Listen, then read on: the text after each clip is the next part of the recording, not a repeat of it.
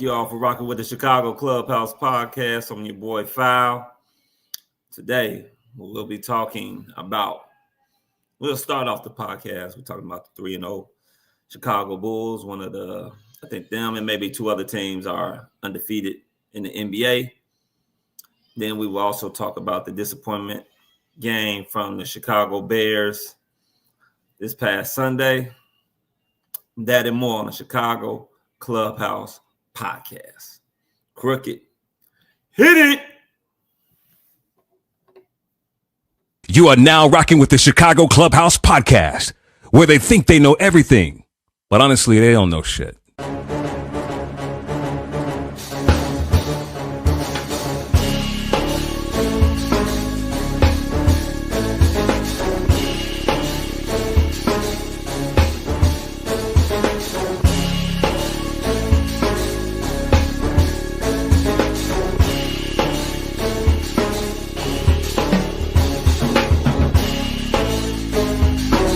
These summer league games and they tell you about these new up-and-coming coaches. I think we should get rid of every motherfucking owner in Chicago. Enzo and Caruso both been there on the quarter like your defensive generals. But they need to get that strong safety who's not scared to hit somebody.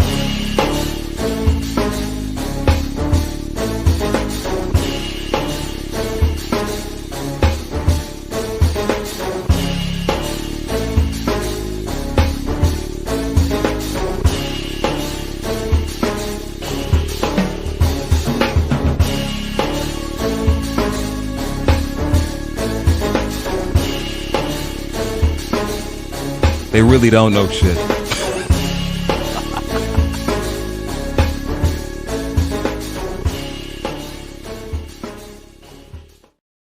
Welcome back to the Chicago Clubhouse Podcast, where we think we know everything, but we really don't know shit. Please remember to like and subscribe to the Chicago Clubhouse Podcast. Hey, help us get to 1,400 subscribers, baby. We pushing. We need your help. Remember, it's nothing to like and subscribe. It costs absolutely nothing to like and subscribe. So please do. Tell your mama, your daddy, your brother, your sister, your auntie, your uncle, your cousin, your friends, your side pieces, your side guys, all that. Tell them, like and subscribe to the Chicago Clubhouse Podcast. So, man, our win streak is over. Thought it was going to reach 5. Stopped off at 4, which is pretty good. It's good that we had a 4-game winning streak. Haven't had that since 2018. So, I'm pretty happy about that. Am I happy that we lost to a Lamar Jackson-less Baltimore's Raven team? Absolutely not. There's some things that we obviously need to continue to work on. Do I think it's the end of the season? Absolutely not, even though I know some people have gone and went to DEFCON 3 because we lost to them. Coming up, we have the Cincinnati Bengals, so we're going to be talking about that as well. There's going to be a couple things that we're going to talk about. First of all, we're going to talk about, is Caleb regressing? Is he regressing? Is he worse than he was last year? One thing we do know is that the sacks are lower.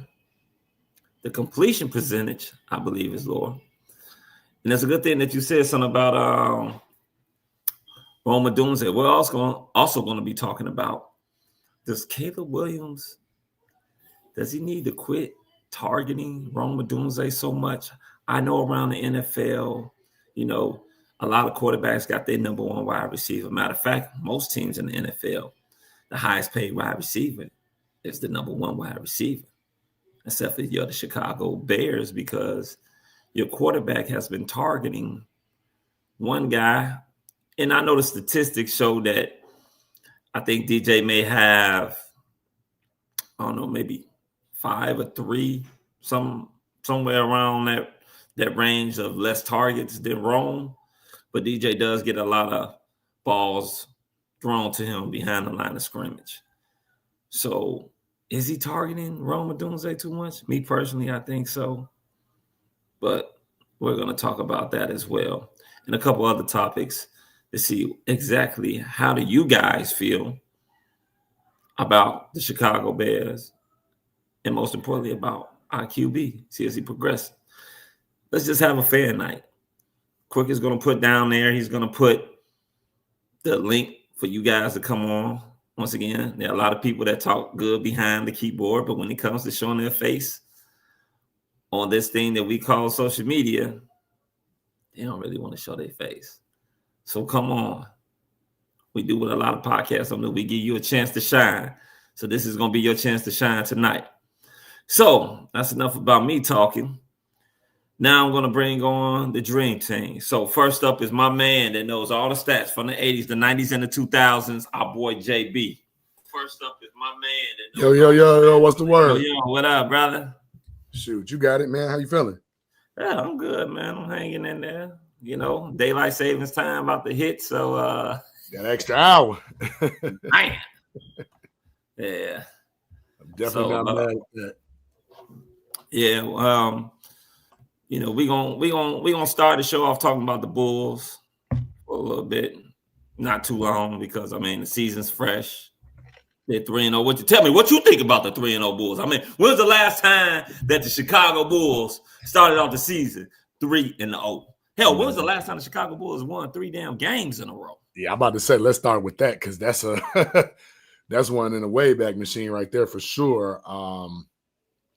The one thing I'll say is, you know, you like to see the young team get out to a start like this, build some confidence. Is it sustainable? I don't know. They beat 2 playoff teams, right? They beat Detroit first. They beat Orlando, you know. I just feel eventually Billy Donovan's going to rear his non-adjusting making head.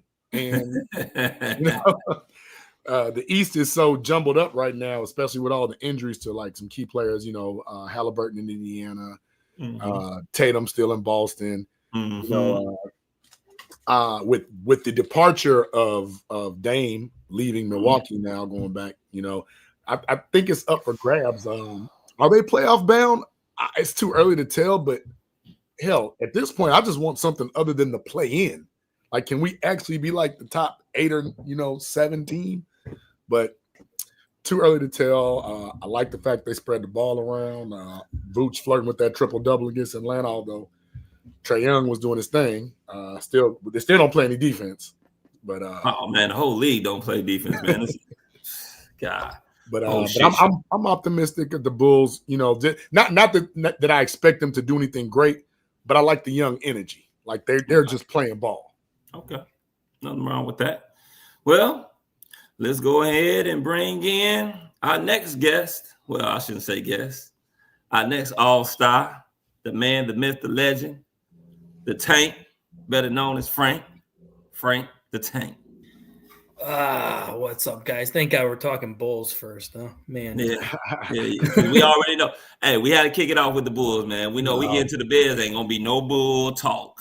It's smart because we got a lot to talk about the Bears right now. But hey, Bulls, I mean, I'm not jumping on that train of saying Billy Donovan has redeemed himself because you won 3 games. But I like what I'm seeing on all fronts. Like, I mean, defense, rebounds, offense. We don't have any superstar on that court right now. I mean, Vooch is probably the only veteran superstar, I would say, if you're going to call him a superstar. But, I mean, they're spreading the ball completely around. I love it. Vooch is playing good defense. Vooch is taking good shots. He's going in the post. He's dishing it out. Some good things to talk about when it comes down to the Bulls. They're scrappy, man. Is they're doing what we've been begging for them to do the last 5 years to run offense through Vooch. Is that what you saying? Yeah, pretty much. Like, it's pretty messed up to say, but I guess you did. You got rid of your 2 main ball handlers, or some people can say ball hogs, who we're going to be seeing coming in town. Or are we going to Sacramento? Isn't it the road trip? I didn't know if I thought they had one more game in on the road trip, but I could have been wrong. Regardless, we're going to be seeing DeMar and Levine in this next game. That's going to be fun. And Levine's I think he's averaging 35 points a game. And Westbrook is on that team too. Yeah. So I mean, he's doing his thing too. I'm happy for him, but I mean, this is a Bulls show, man. Like I like what I'm seeing from everybody. Like, there's no weak point on this team right now in any rotation that you're going. And that's good to see. Well, let's go ahead and bring in the next member, the mouth Not from the South, but in the South. But he's from Chicago. Mr. Chicago. What's good, fellas? How y'all living, man? Hey, man, we good. What you think about them Bulls, man? Man, you know what? Surprisingly enough, I mean, the NBA season so far in general, it started off pretty well. I'm really surprised, more specifically, at the Bulls. But the one person that's standing out the most is Booz Ellis. I'm loving what I'm seeing from him, man. He walking with a certain swagger about himself. He going out there and going to perform and putting on his best effort. Booch, who I'm not a big fan of and never been, because I think he got lazy ass legs and can't protect the damn rim. But I do like the fact that he's, distributing the ball, and everybody like Sumo and the other guys are playing their roles. We don't have any star power, so they're compensating for the fact that we don't have star power with their effort. And I definitely do love so far what I'm seeing. It's the first 3 games of the year, they 3-0, surprisingly enough, man. And I'm not a fan of Billy Donovan either. I've been one of his ass a long time ago, but we'll see how the season continues on to progress, man. Hopefully, like JB said earlier, I'm not a fan of this play in, play out, play all around about bullshit. I don't like none of that shit. I don't know what the hell you call that in season tournament. I don't like none of that shit. I'm just an old school guy. If you ain't one of those 1 through 8 teams to make the playoffs, you don't deserve another damn chance to make the playoffs. That's just me. But hopefully we don't continue to be in purgatory like we've been in previous years, and we actually do like be one of those top seeds in the NBA, in the East specifically, especially given that Tatum and Hallenberg and a few other guys are still hurt for their team. So let's take advantage of that. Yeah, definitely. I mean, we can honestly probably say right now the Chicago Bulls are probably the surprise team of the NBA. I don't think nobody ever had them, especially coming off playing 2 playoff teams, being 3-0. I still think Billy Donovan is cheeks. I don't know if this is sustainable. I seriously doubt it. But, I'm going to roll with it. I don't really watch the NBA as much as I used to because, quite frankly, I think the NBA is weak as hell. I think it's garbage. I think it's nothing but a 3-pointer layup and dunk game now. They really play defense. I mean, you can tell by seeing I think they got a record now of teams. I mean, not teams, but players scoring 40 points. I mean, Laurie Marketing just had 50 the other night. Hell no. Austin Reeves had 50 one night and then 41 the next night. But I heard he had 24 points at the free throw line, if I'm not mistaken. Yeah, that's crazy work, man. Aaron Gordon had 50 and hit 9 threes. Yeah. That's crazy.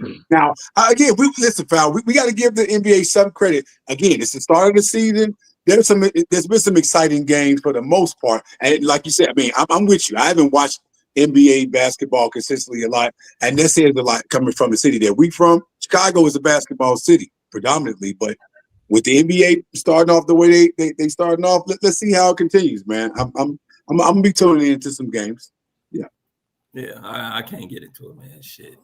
Yeah, I can go to the game, just there for the ambiance or whatnot, talk a little smack or something like that. But yeah, I really have to force myself to watch NBA games nowadays. TTNL Runaway, love the quote. We'll get to that question after the Bulls. Or after the Matter Bulls. of fact, we're gonna go ahead and kick it off with some beer talk because I mean, there's only so much we can talk about with the Bulls with them starting 3-0.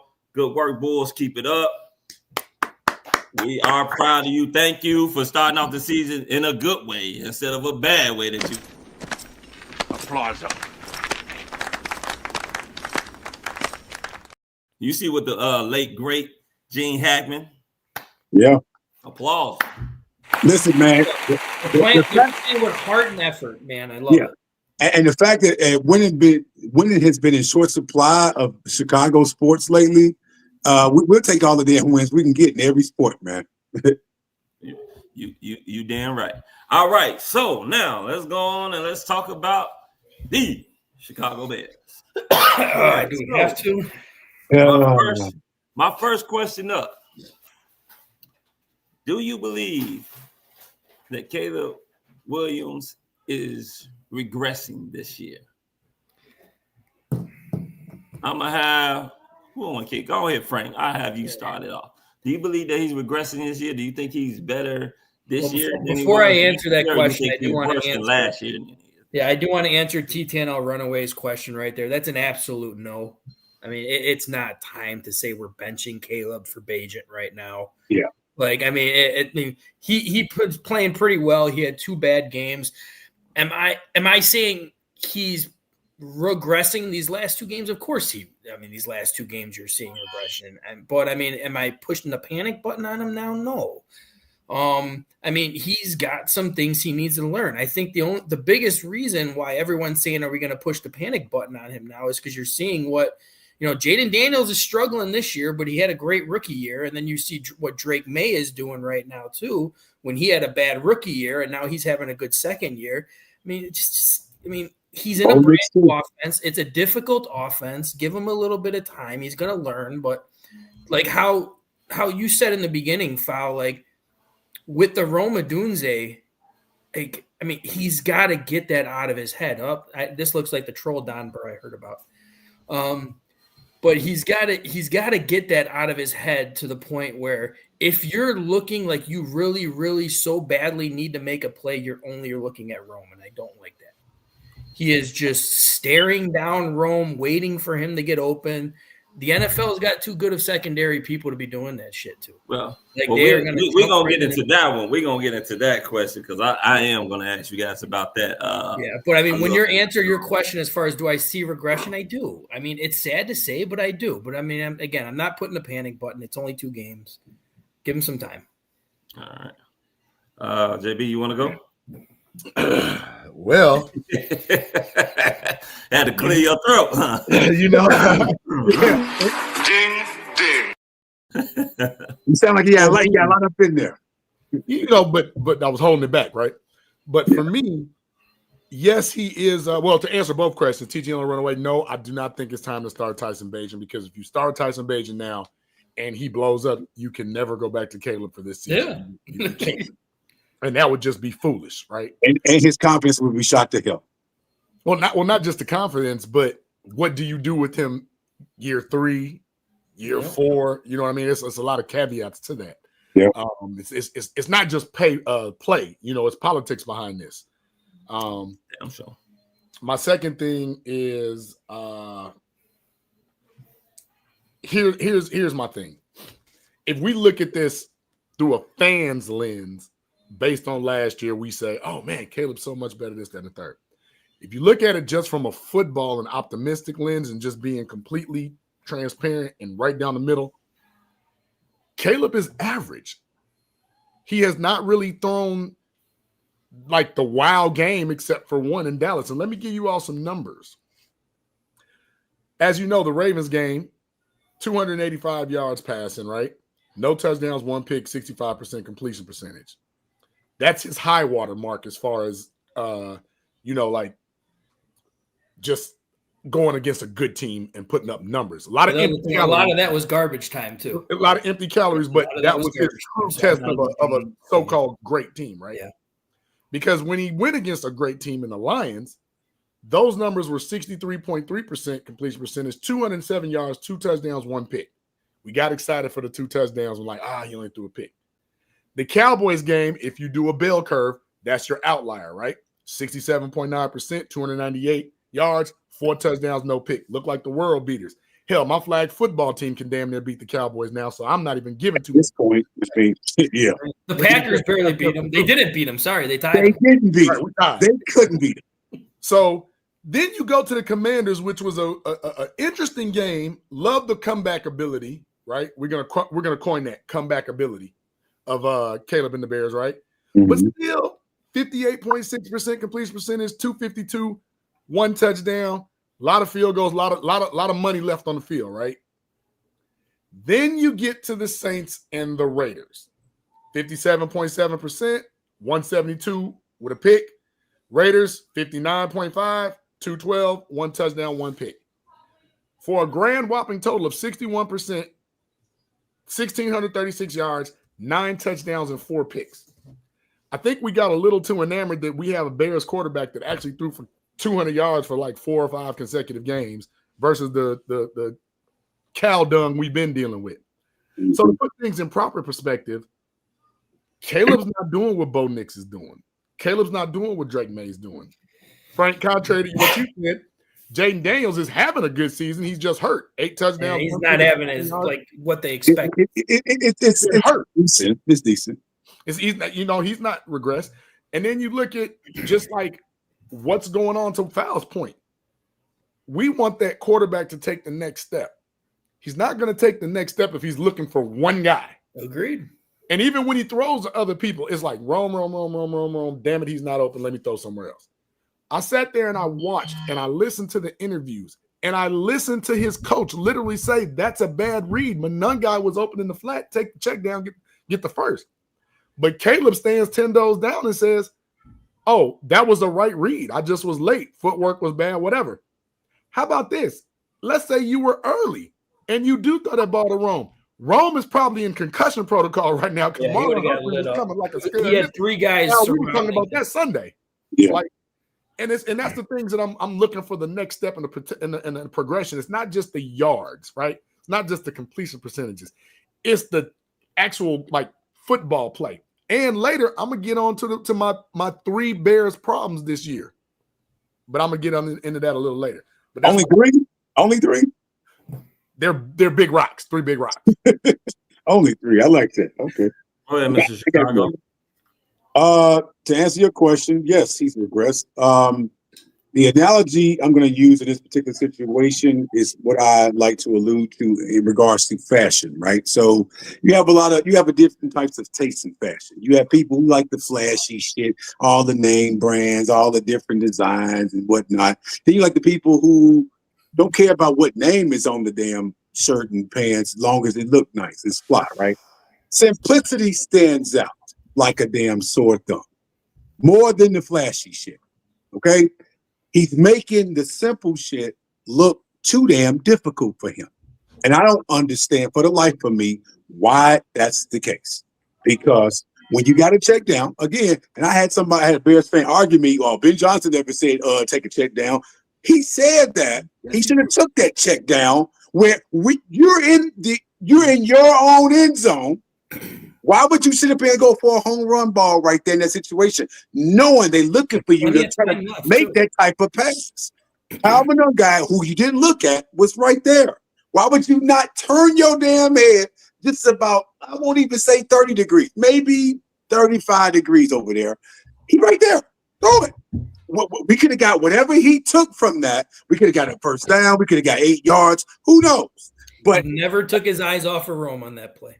You're staring down Rome when we got a plethora of other damn weapons to throw to. Now, I've been having this conversation earlier about what disconnect is happening between him and DJ Moore, between him and Colston Loveland, and other weapons that we have. Why are you? And I think one of the main reasons why he's zoning in specifically on Rome is because he got drafted with Rome. Rome is his guy. Now, never mind that. We paid DJ Moore $110 million contract extension. You better give him that damn ball. You better find a way, whatever your disgruntledness between each other is, figure it out. Get that damn boy the ball. He's our number one receiver. You're not going to make Rome our number one just because you like him more. No, we're not going to do that. And Ben need to be checking him about not giving DJ Moore the ball, because we've given DJ a lot of shit about not blocking, because you know Ben Johnson's philosophy, no block, no rock, right? He been blocking, but he ain't been rocking. Why is that the case? Hey, look, you're staring down one goddamn target, man. I need you to fix this, because if you don't soon enough, this fan base is slowly but surely going to quit on you. If you don't know what that feels like, you better go call Justin Fields and Mitch Trubisky and ask them what led to them being out of this damn town now and being looked at in a sense of resentfulness. Now, we still resent them for not being those guys. Don't have us resent you for this, man. I need you to make a believe out of me and out of the rest of us, or prove me right. I know you have the talent and intangibles to do this.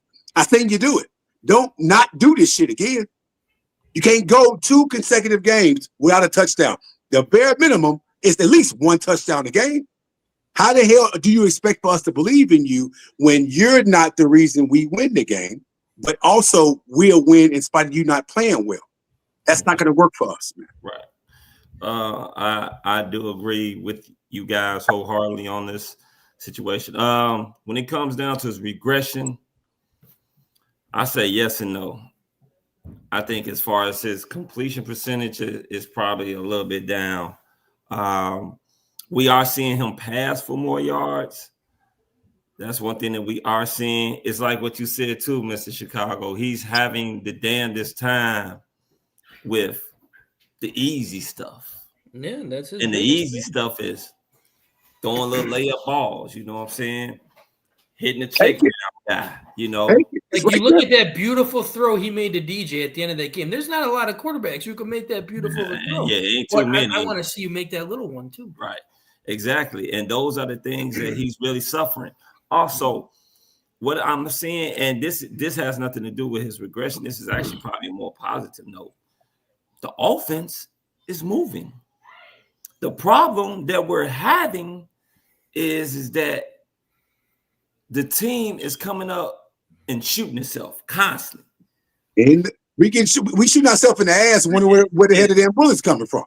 It's I'll start here, or holding here, or allowing someone to come completely free, unchecked, you know, things of that nature, or dropping the simplest ball, or illegal formation. You know, these are the things that's killing the Chicago Bears. And also, I think one thing that would actually help him benefit him more, because we're struggling in the red zone, is the simple fact we give Roschon the ball.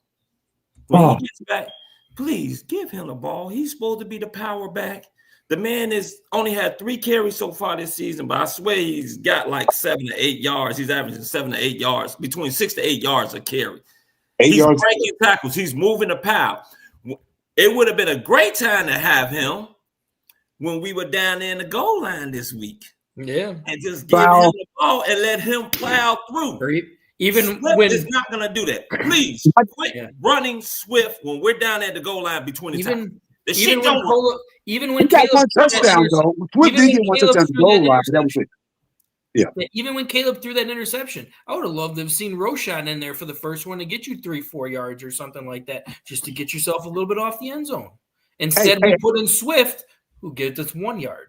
Hey, watch this. We drafted Colston Loveland in the first round to be that it factor for us in the red zone specifically.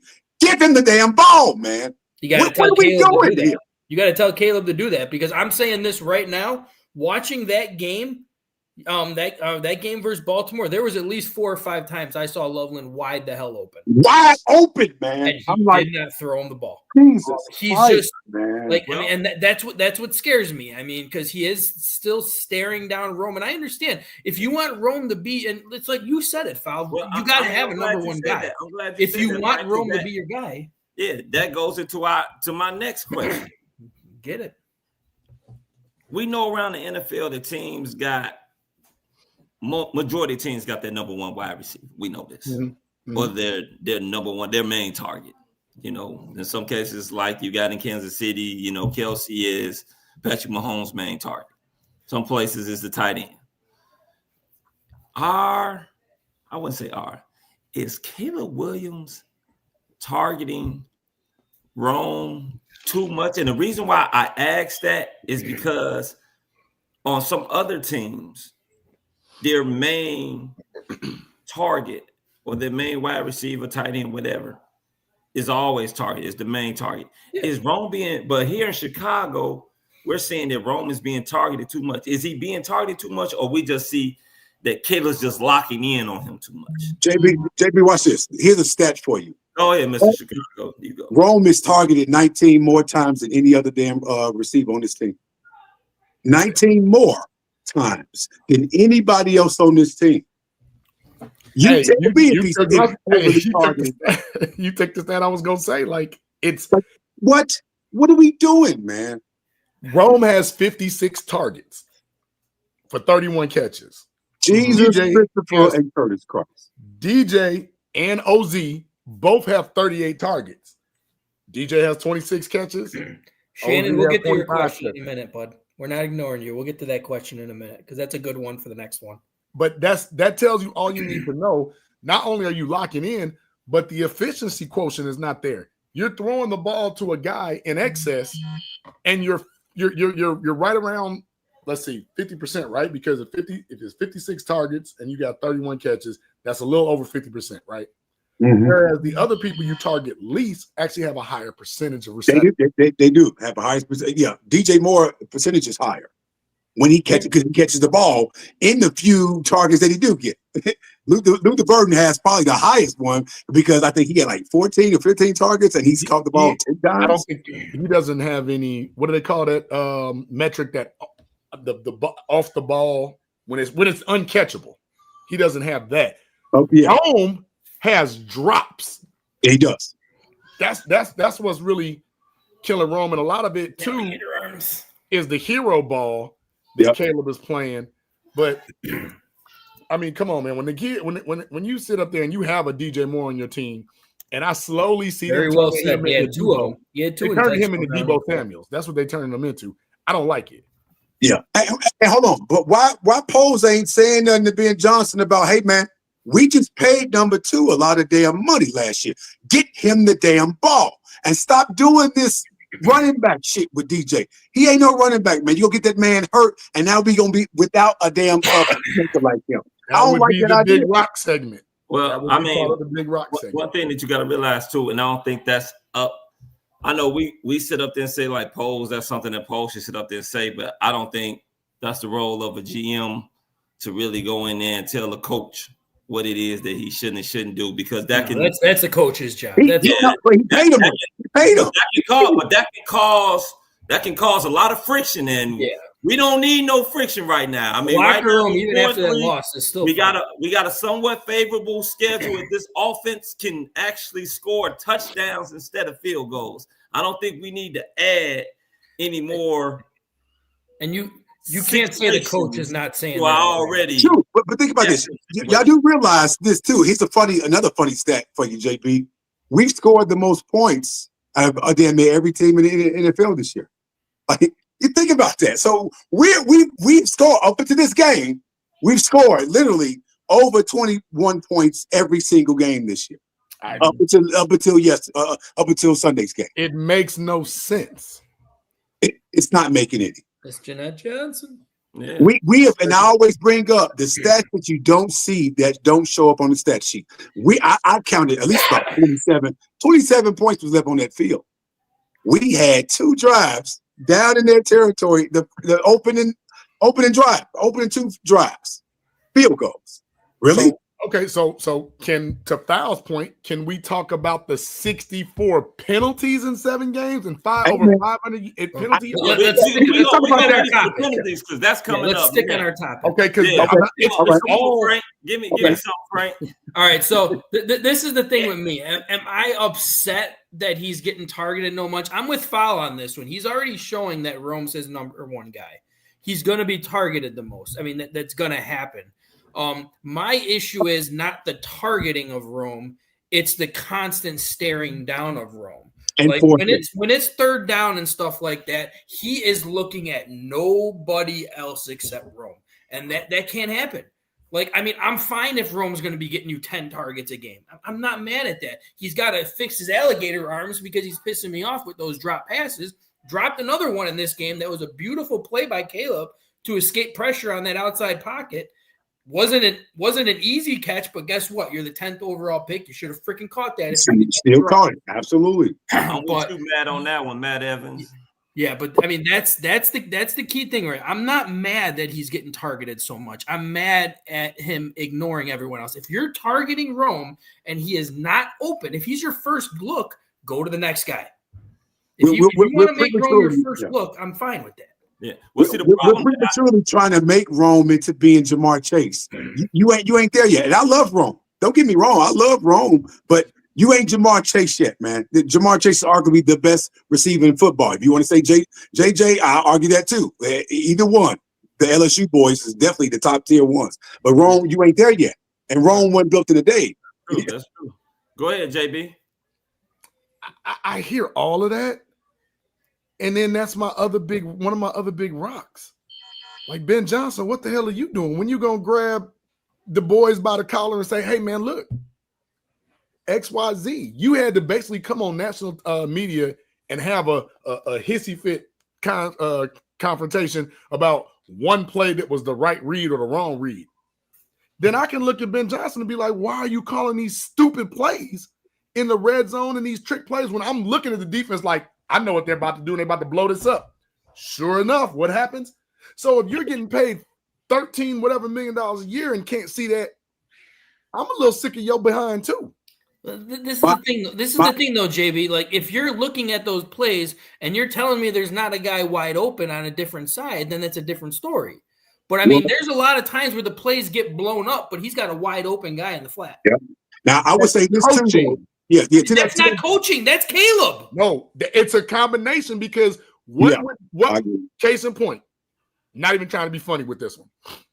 If you know that the New England Patriots had arguably the greatest quarterback in history to date, No question. Who was his offensive coordinator? For a lot of years, Josh McDaniels. And what did they do before they started bombing the air out? Hey, man. Taking it down. He was a take-down king, man. Take this free money. If you don't have 1 and 2, what you're looking for, take this free money. And this is the thing. I'm 1,000% agreeing with you. That's 1,000% agreeing with you. Yes, that's coaching. But the thing is, and I'm hearing this from the guys who are at practice at Hallis Hall seeing this stuff. He is doing that on the practice field. He is doing that when he is talking in the film room. He's making the right calls, making the right decision. Then why is not transitioning over to the fast-paced game time situations? He's not doing that. Well, here's my thing about the game that. Speeds up. He just like freaks out, and he's just making all the wrong decisions. Okay, that's even worse. It is worse. I want to interject for a second in regards to coaching because I've been on record saying this too. Big Johnson so far has been doing a great job. The biggest hit I have on him is when we're down and we're playing from behind, he's getting desperate now. And he's forcing Caleb to throw the goddamn ball too many damn times. We're going away from the run. We have been successful with the run game these past 2 weeks. All of a sudden, now you forget to run the damn ball now. Now Swift ain't getting no runs. Like, what are we doing? The running game. He stopped. Listen, we got one dimensional. Can't do the ball 40 times, foul. 40. Hold on. Before you go and explode, you also got to remember. Yes, we threw the ball that many times. How many successful runs did we have? We didn't have good running. That don't mean you stop running. Let me tell you why. Because if you look at it like this, if I give you a scenario like this, first down you run the ball, you get 3 yards. Second down you run the ball, you get a -2. What you on now? 3rd and 9, right? You got to throw it. Throwing 9. You got to throw it, right? But it's nothing but throws happening in the second half. We ain't running the damn ball no more. The thing is this. When you're sitting up there and you're getting a run and you get some positive yards or you get a false start or something like that, somebody jumps off. The prime example, they were down at the goal line, 3rd down and 1. Colston Loveland. False start. So you could have ran 5 yards. Right. Agreed. Now you got to drop back because you went back 5 yards. So now But think about this for a second. Each and every one of us know that in order to actually fool the defense, you have to have a balanced attack. If you play one-dimensional, you play in the hands of the worst damn defense in football. You're not thinking because for the simple fact, if you're sitting up there saying, let's run the ball 3 straight times, you don't stop running, and you're not getting anything, guess what's going to happen? That don't mean you stop running. It ain't working now, but that don't mean it won't work later. You don't stop running the ball. I mean, they didn't really stop running until the 4th quarter when they were down by 2 scores. They weren't running the ball very much in the damn 3rd quarter either. They were running. It just wasn't working the whole game. The run was not sitting up there being successful. But you cannot be one-dimensional. Listen, y'all know being one-dimensional, you're playing into the hands of the worst damn team, worst damn defense, and they'll pick somebody off. The worst defenses in the league. If you're playing one-dimensional football, eventually that ball's going to get coughed up. Hold on. I got to give credit where credit's due because caveats do happen. This is not your traditional bad 1-5 team. They had some of their heavy hitters back in this game. Roquan Smith played in True. So that don't play into their hands, JB. But play into their hands. Listen, I'm not saying that. So Caleb threw the ball 38 times, right? He got popped twice. So that count those two is additional dropbacks. So that's 40 times technically because of the scramble, the 122-yard or whatever. Yes, I'm saying so. Technically, it's 40 times he was throwing the ball. However, to Foul's point, you called 20 run plays and you weren't getting anywhere. Mm-hmm. So now you have to, by your own team, and that's the place you're running. You got Monungai that got one run, 15 yards, and then it was like, oh, he got 2 yards, he got 4. They were not sustaining the runs. The blocks weren't getting off like they used to. Wouldn't that be the run? Wouldn't it be the plays you're running rather than the actual run game? Wouldn't that be the plays you're running? No. A lot of it is play calling because what I'm saying, and me and Foul talked about this Sunday. Why do we run toss sweeps to the left or the right in the red zone? That's dumb as hell to me. That's Ben Johnson making first time head coaching mistakes. He has to learn from that. Well, when you're running those, that's Swift's bread and butter. That is Swift, but not in the red zone though. Not in the red zone. That's an open field. That's an open field. Right. Not when they're waiting on it. Right. Like I said, another thing too that you have to also realize, the Bears, DeAndre Swift, when he's one-on-one with somebody, it's a foot race. No, that person is more likely going to get him. He's going to, because he don't break tackles. He doesn't. He going to outrun him. He going to outrun him. No, the thing is this. He's not. If we're like within 2 feet of each other, I'm going to take that defender. That defender is going to bring him down. This guy goes down too easy. That's why I said when we're down there in that red zone, when we need those hard 2 yards, those hard 3 yards, or that hard 1 yard. He's not the running back to be giving us. I don't care that he has that big ass helmet on. I think Roshan was hurt this game. And he was out. Yeah, Roshan was out this game. Yeah. But I'm just talking about because this is not just something that's just been happening this game. This has been happening throughout the season. We do have a guest behind the scenes right now. We got a guest behind the scenes. Let's go ahead. We said this is fan appreciation night. We're gonna bring in one of our guys that's been on here. He's one of our A1s. We're going to bring in Mr. Lorenzo Clemens. Hello, guys. What's going on, man?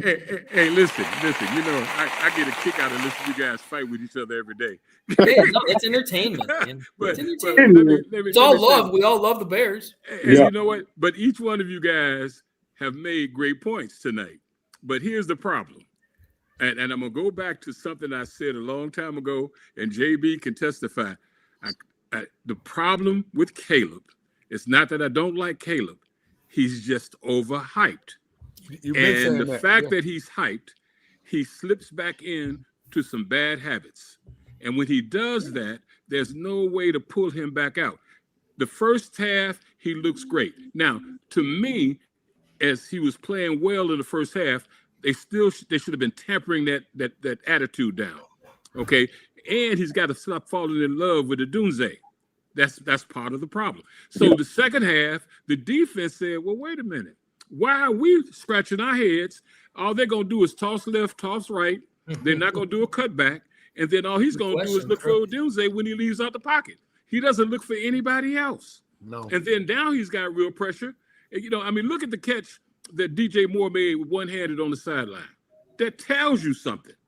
But Caleb gets into this zone and that needs to be knocked out. Now, my take is they need to bring in Bajent for at least one series of 1 quarter and just put the pressure on a different way. Caleb has got the talent, but I think people got to stop falling in love with this whole thing that he's generational, because he's not. Just my opinion there. I think the thing about Caleb, I think Caleb has generational talent. That he definitely does. I can't deny that. Yeah. As much as I would like to, I can't deny it. The thing is that can he be generational? Sure. It's just a lot of things about him. As someone said early in the chat, he's not that polished. He need a lot more help than we thought that he did initially before he came out. Right. You I know, agree. and I know people keep comparing Bo Nix, Drake May, Jaden Daniels. And that's going to continue to happen. Two out of those three played 5 and 6 years of college football. You know what I'm Not saying? the At the same time, though, Sal, this is his draft class. His draft class is going to continue to be compared to them. That's the way it is.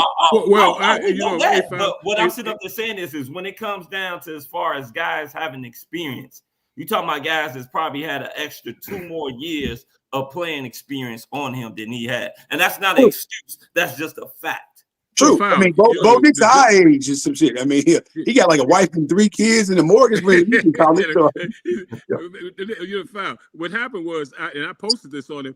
They were talking about the guys who were coming out, the quarterbacks. You know, like my guy down in Atlanta, but these guys have 6 and Gabriel 6 years. Yeah, another guy. So basically, their training camp was college. Caleb, I said the mistake they made with Caleb, they should have played in the first year during the preseason, and this year they should have played more in the preseason. I think I've always said I agree with that too. I think what they're trying to do, they know that he's got a skill set, but they tried to hide it, thinking that it would work itself out with all the accoutrement they got around him. But you got all this talent around you, but you're not using them properly.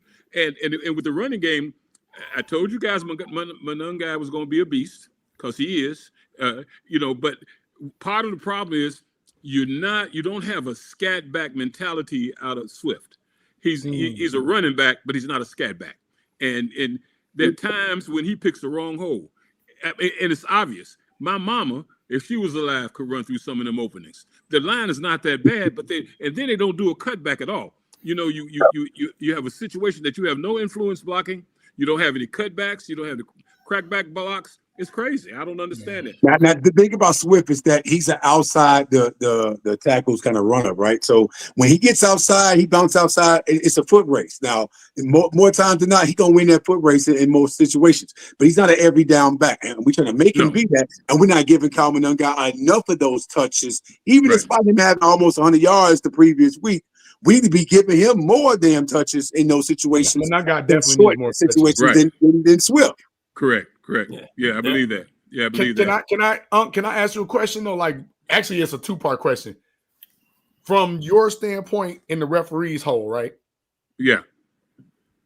Does Caleb have a problem reading not just the stare down, but the general reading of coverages? Yes, he does, and I'm gonna tell you why. It's not because he doesn't have the skill set, but first of all, we said this a long time ago. He holds the ball too long, right? Way too long, and he's got to get to a point where he's got to make a better decision about where he's going to deliver that ball. Because what he does, his mentality is such that he feels that he can run out of something, and he could influence his play by virtue of how he relates to the play, how he moves out, how he goes to the side, and how he scrambles. And the problem becomes he's really not a good scrambler either. He gets some yards out because, but here's the thinking man's cap. You make this long run, you got time. Run. Why are you sliding? Run out of bounds. Run out of bounds. Right. That's a football mentality. Perfect example of a great play. Here's another quick thing, real quick. With Caleb in the line play, he's still not comfortable with stepping up and taking the ball under center. And that's, to me, is better. They need to work on that even more so, get more percentages of him being able to do that. Well, I think he's a little I think there was a stat saying that in probably his entire career from Oklahoma to USC, he's probably been under center maybe 5 times. No reason why he should. So we all know, the thing is, like, playing from under center, that's going to take some time because that's something that you've never done in your entire career, probably entire career as far as playing football. Right. So that we already know that that's going to take some time. We also wanted to get to some of the questions in here. I know there was one way back foul in the beginning that I want to break down. I want everyone's opinion on this one too. Shannon asked a good question too, and I mean, I want your guys' take on it. What are we thinking right now? are we consider looking around to make some trades right now, whether it be a pass rusher, whether it be a running back? So people, in my opinion, are on that board of saying, I think we need a corner. I was just like, I mean, our secondary is decimated. We need damn corner. Tyler being on IR, you're looking 4 weeks on that one. When is Jalen coming back anyway? Jalen may not come back this year. He may not. We don't know. If it is, it's so going to be that's bad. So maybe can we speak to that though? Kyler Gordon, I haven't seen him play one damn season fully yet, man. I can't keep counting on him because every damn chance he get, he hurt again. He just got hurt after we just got him back. You ain't playing but 2-3 games and you hurt again.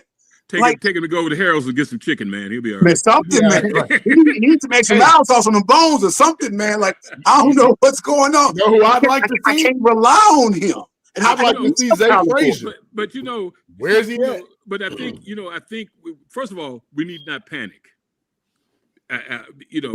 We expected the Bears to be better than what they are, but we need not panic. And I think if you try to reach and try to fix too much right now, all you're gonna do is make the season even worse. I would say to like Mr. Shai said, look at a couple of pieces, and then go from there.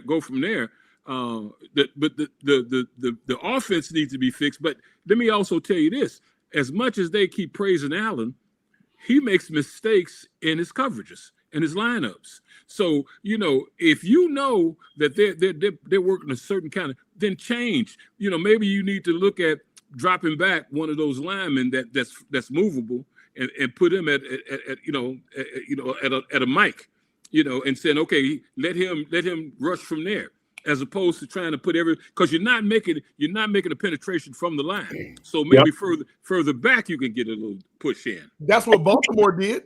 Well, but keep in mind too, Baltimore had a mobile quarterback who ain't Lamar Jackson, but he was still able to make plays using his legs, mainly because when Dennis Allen had one of our corners coming in from the side trying to blitz, it was a wide open lane for him to just run through, and he ran right down the damn field. So it's like, did that blitz really help? Actually, that particular play right there, what happened was when they sent the all out blitz, zero blitz, the damn DC he looped around towards where the DN was, which left that lane wide open. That's wide open. If he would have stayed right there and kept his gap integrity, he would have been a dead man walking. Right. But and that's what you think about the Baltimore team too. Yeah, I mean, again, Baltimore's been respectable around the league for many years, but let's keep this in mind. They did nothing spectacular to win that damn game. We too oftentimes we're getting in our own ways. Stop it. We lose the game more than the other team actually. Wait. That's true. Hold on. That's the problem. I could give credence to a team that did something spectacular and put up 30 points. They did the most basic of things. That's what I'm saying. Absolutely. So it wasn't nothing that we couldn't stop or couldn't counter. That's my point. If we can't stop basic vanilla, how the hell we gonna stop Detroit and Kansas City and all them? We not. We couldn't get a turnover on a third string quarterback. Make that shit make sense. How? How we doing that, man? I mean, when you have practice squad players hiding your corner. Frank, they weren't practice squad players. They were Amazon warehouse workers out there with damn Bears uniforms on. They were on the practice. It don't matter. The thing I could play corner better than them. Who they are. It don't matter who they are. Well, and I did want to get to one other question too in the chat too. We had a super chat in the house from our guy Crooked right now. So shout out on the super chat. But I mean, that's a great question as well. Is it safe to say that Deo and Grady were horrible signings? Deo especially.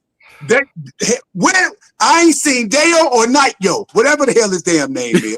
Where is he? I ain't seen him midday. I ain't seen him in the afternoon. we can't find him.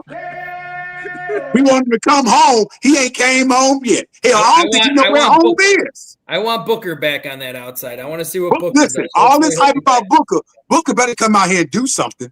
He better, because I man, so help me God. But listen, but this remember what I said. I love your passion. You get so emotional talking about Booker better come out and do something. First of all, the man Booker hasn't done. Yeah, I'm not. That's Y'all not hyping him up. They like to hype the book up. Oh yeah, he gonna be great. These are only pass Okay, but I think they're playing Booker. I think they're playing Booker out of position. Now here's a guy that I said try him in the Mike position. I mean, he's got the skill set. No. But I'm saying, hey, listen. But I'm just saying that if you put him, you know, all he is really what's the guy with the San Diego used to play for the Bears from Buffalo, play University of Buffalo? Tremaine Evans? No, Mac. Khalil. Oh, you're talking about Mac. Okay. Yeah. Remember how they used to how Mac is used sometimes? Man, they have him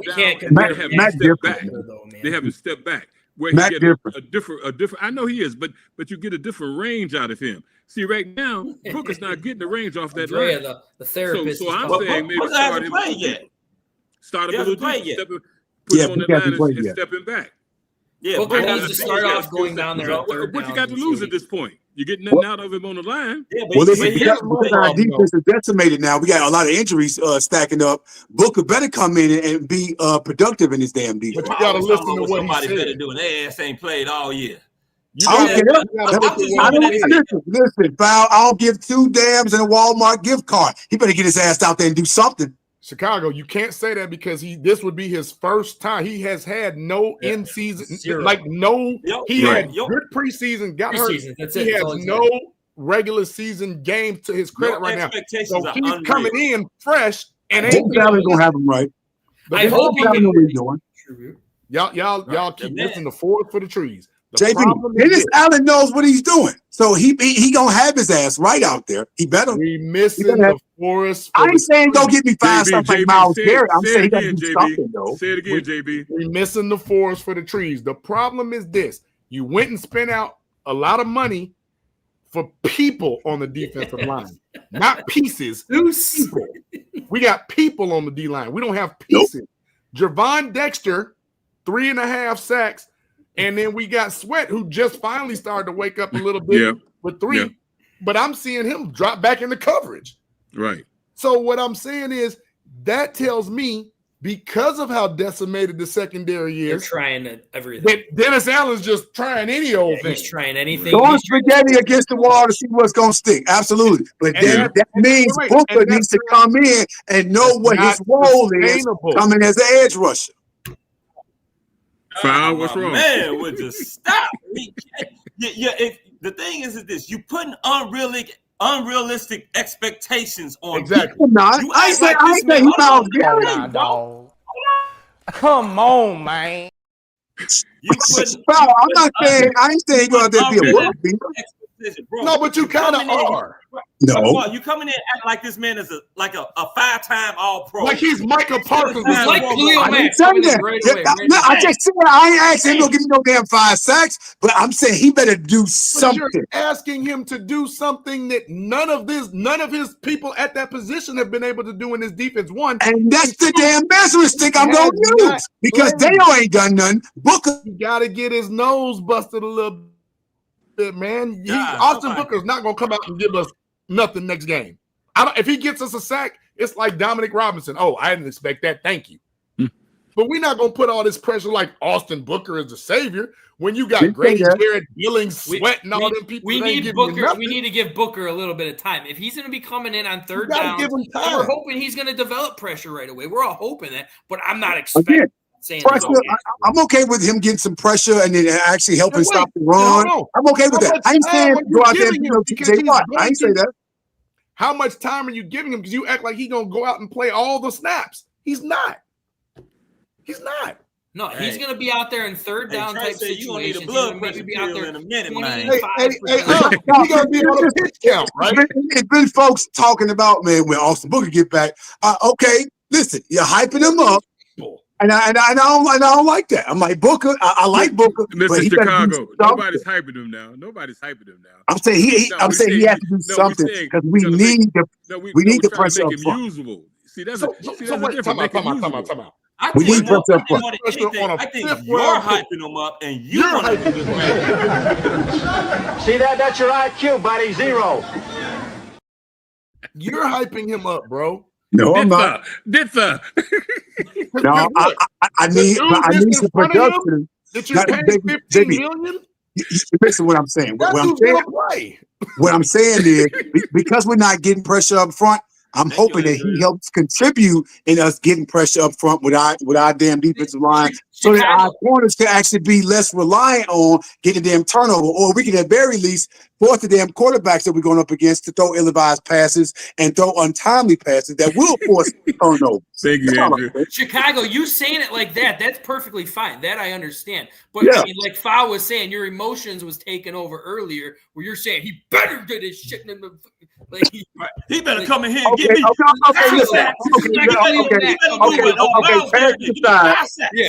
Okay, passing aside, I need him to help at least contain the run and get some pressure on the quarterback. I'm not asking him to go out there and be Myles Garrett. He ain't no Myles Garrett. He ain't TJ Watt. But I am saying, with him being out as much as he's been out, he ain't had NFL game time experience. I need him to go out there and try to make a name for himself.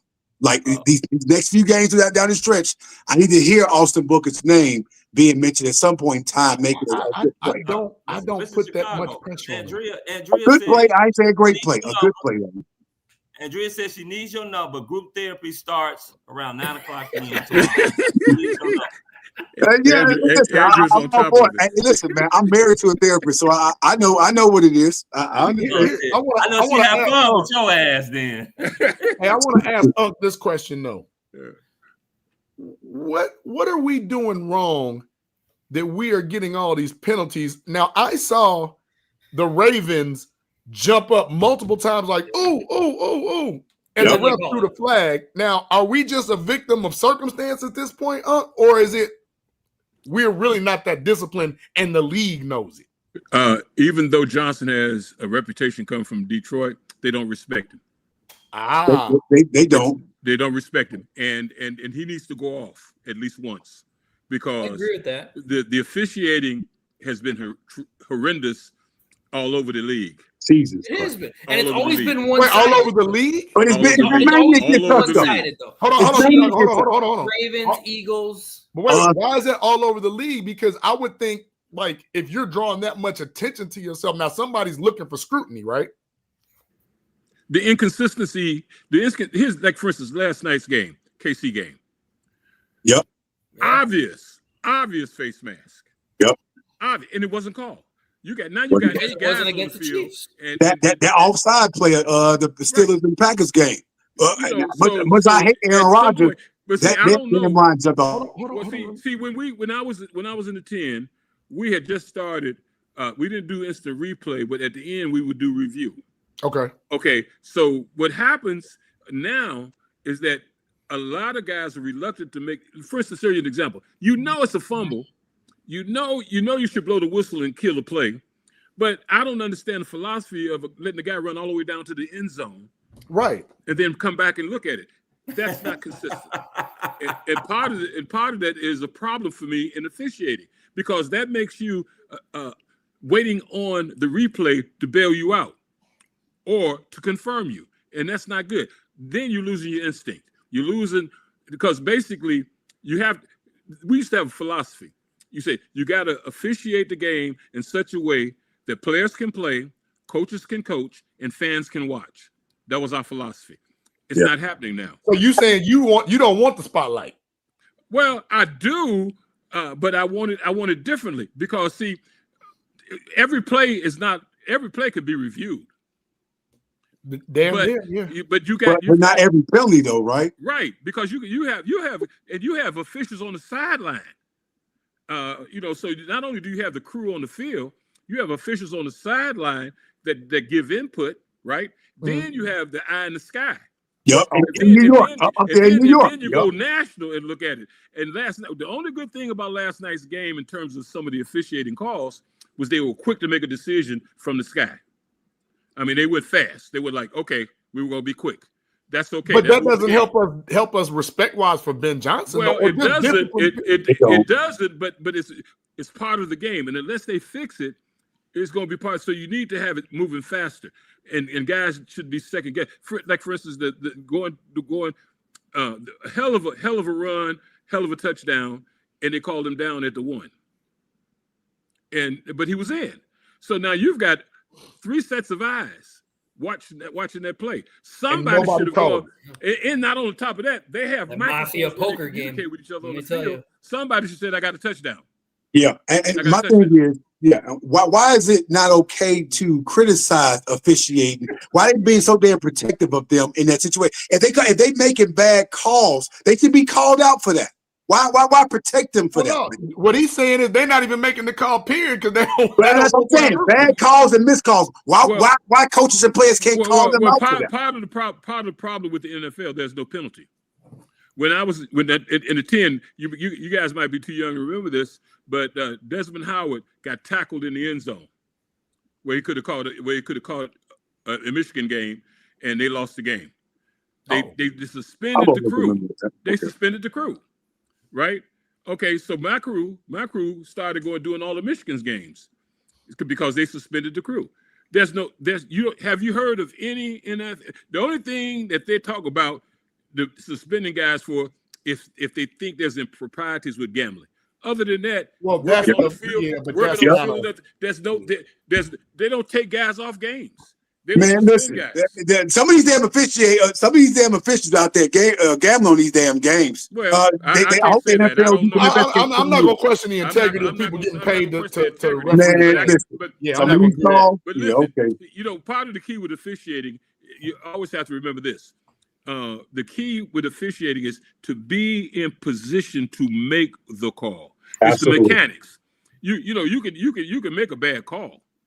But it looks worse when you're not in a position to make the call, and that's what's happening with a lot of this. Because you got 8 guys now. You should miss face masks. You shouldn't miss anything that has anything to do with safety. You should. And if you do miss it, you should be able to review that and say, "Okay, flag. Yep." Let me show you another one. Let me give you another. If you saw the game last night, Mahomes, he gets away with murder, and he calls the game for the officials. Last night. No, I'm serious. Last night he got hit. Okay, he just fell back. The referee was standing right there. Now, it was bull crap. And the first thing he does, he pulls it up. That's Mahomes. Listen, Justin used to get killed every game. Every day. Yeah. Hey. Listen, the only thing, they had a blackjack and the gangster disciples hitting Justin every play. And he wouldn't get a call, man. He couldn't get a call.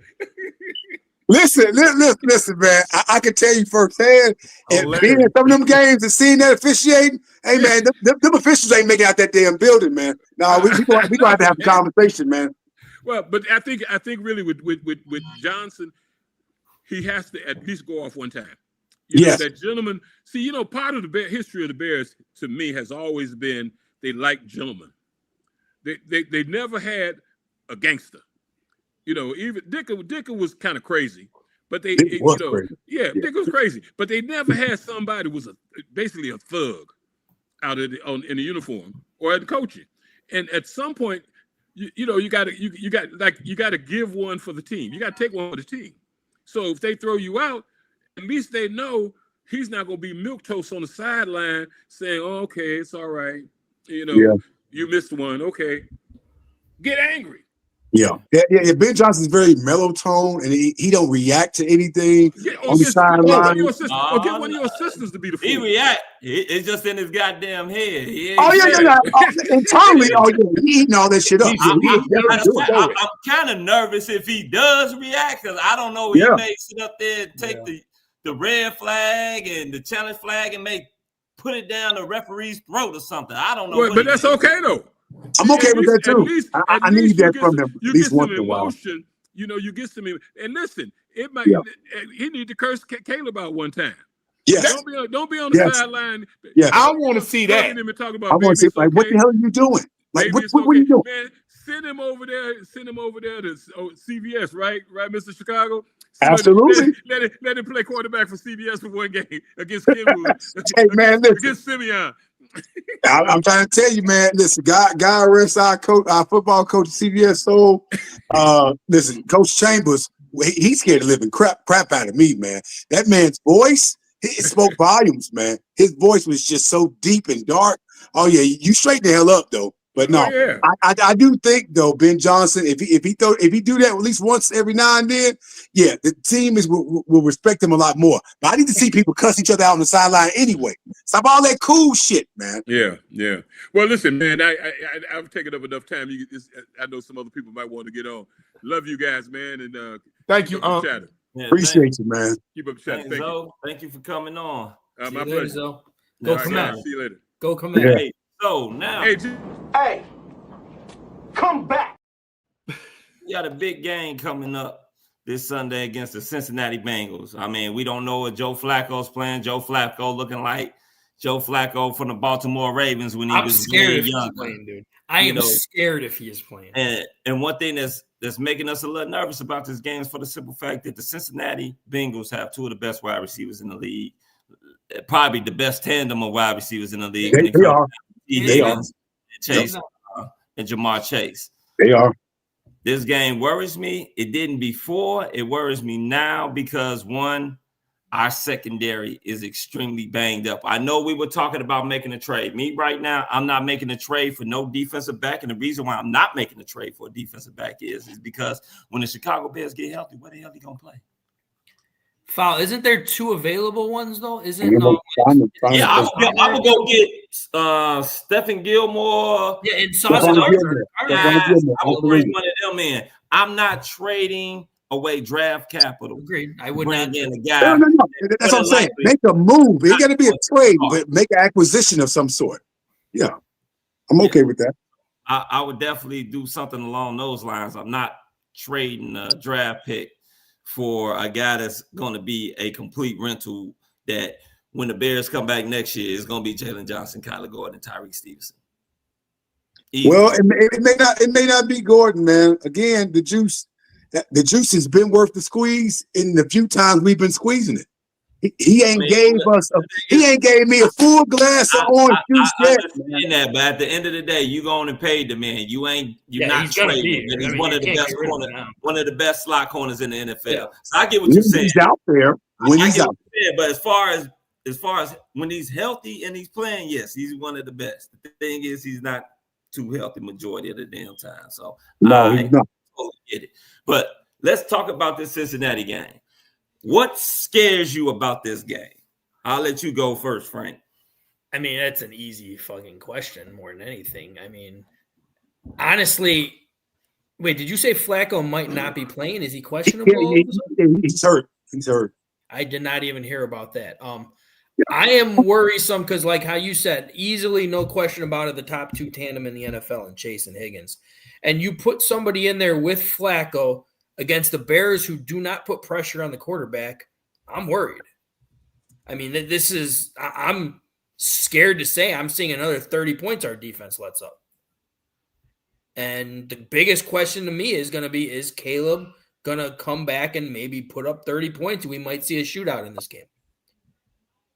Okay. Go ahead, JB. Nah, you go, Mr. Chicago.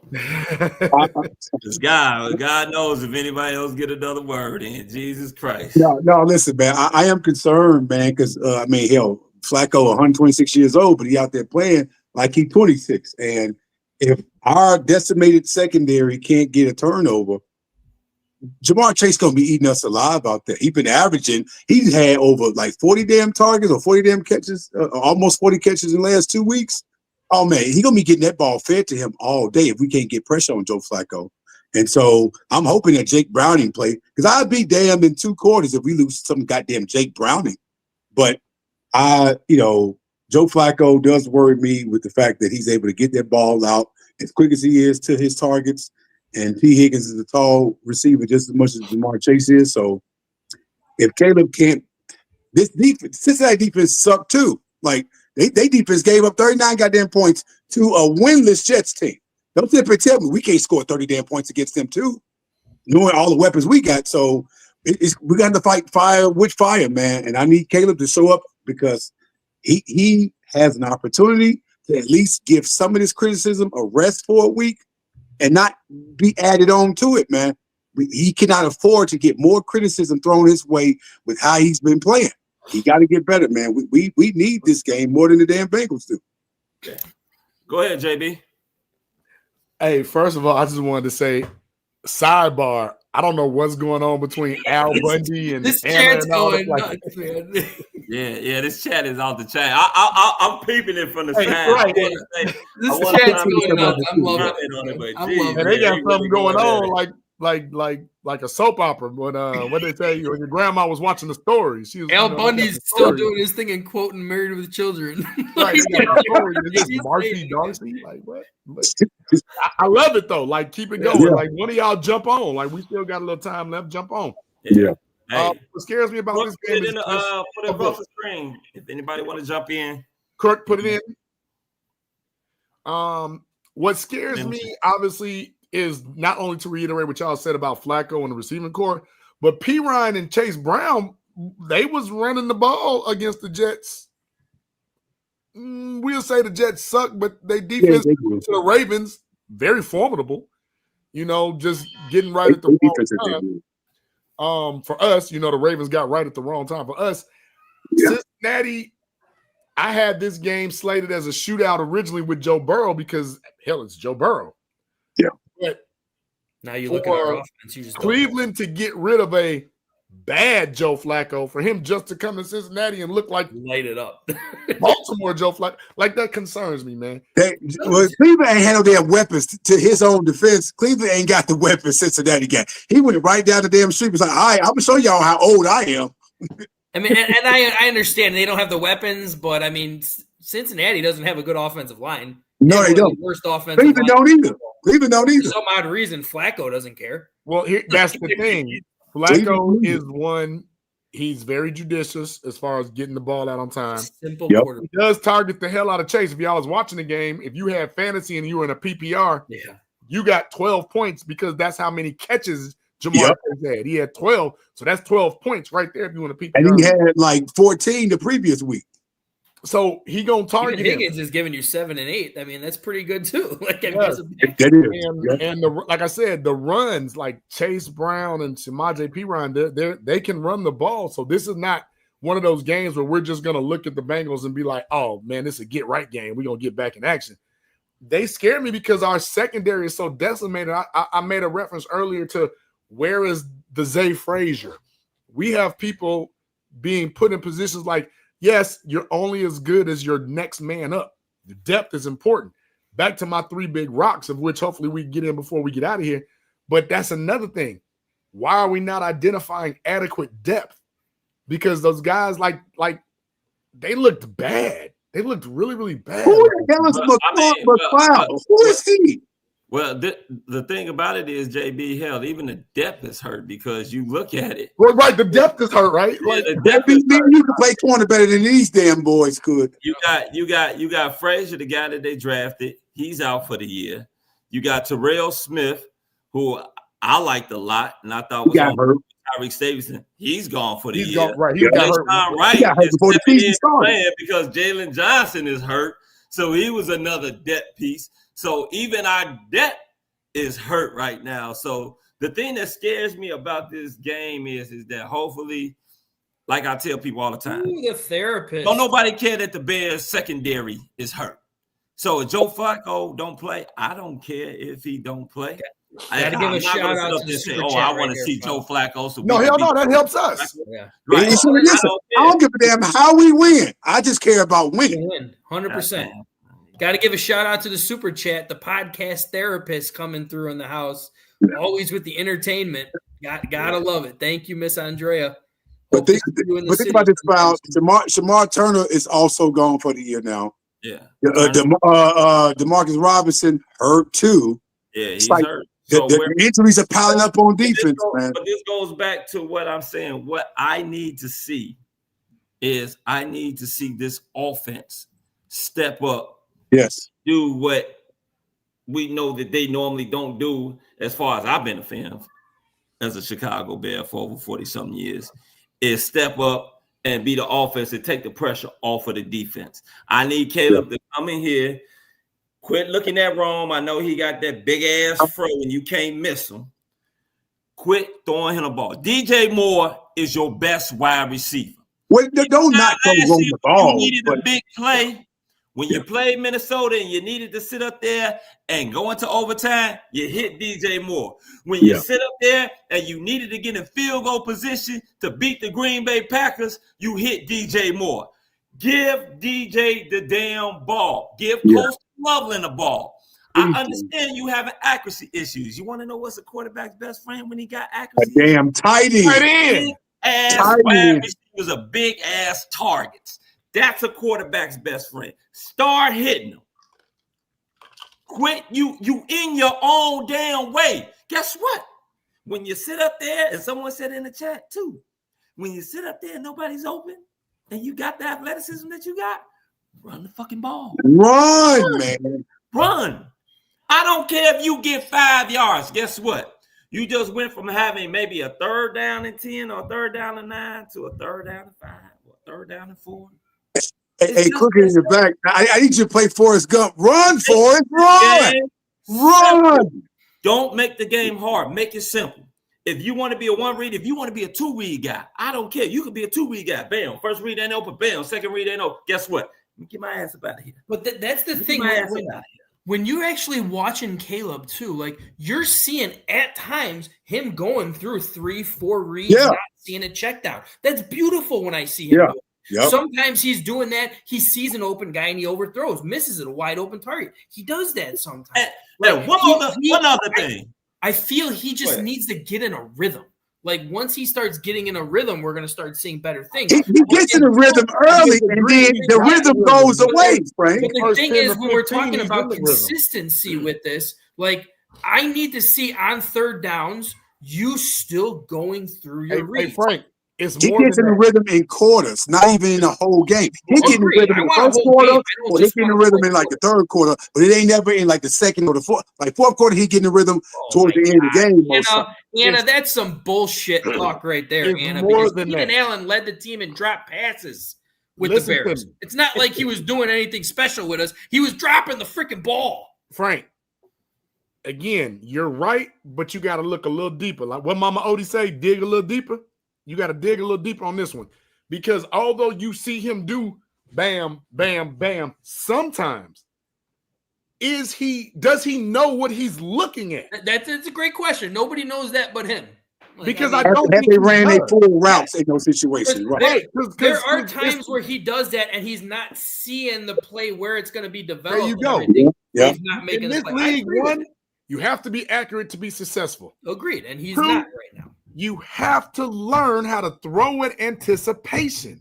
And throw it to where they're supposed to be, not where they're at.